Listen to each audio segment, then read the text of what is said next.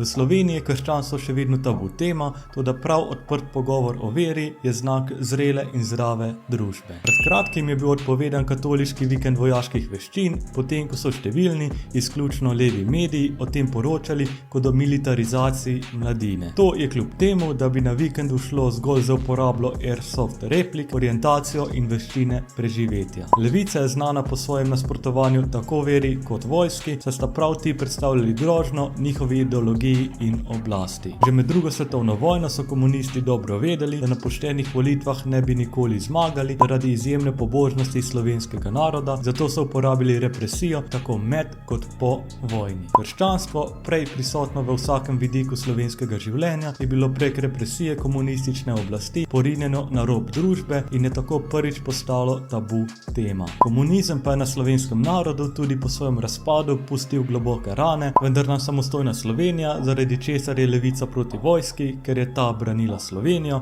omogoča, da to ni več tabu tema, ter da se lahko premaknemo v smer bolj zrelih zahodnih družb, kar prinaša številne prednosti. Ko lahko spregovorimo o veri, bolje razumemo, kaj je za nekoga pomembno, odkot izvirajo njegove vrednote in njegova prepričanja. To med drugim krepi sožitje in zmanjšuje predsodke. V demokratični družbi, kot je to postala Slovenija leta 1991, moramo vsi imeti pravico, da povemo, kar razmišljamo, tako tisti, ki so verni, kot tisti, ki niso. Kulturna dediščina, umetnost, prazniki in številni običaji so tesno povezani z našo vero in z narodno identiteto. In če o tem molčimo, izgubimo velik del svoje identitete. Prava moč družbe ni v tem, da utišamo drugače misleče, kot je to počel komunistični režim, temveč da jim damo prostor.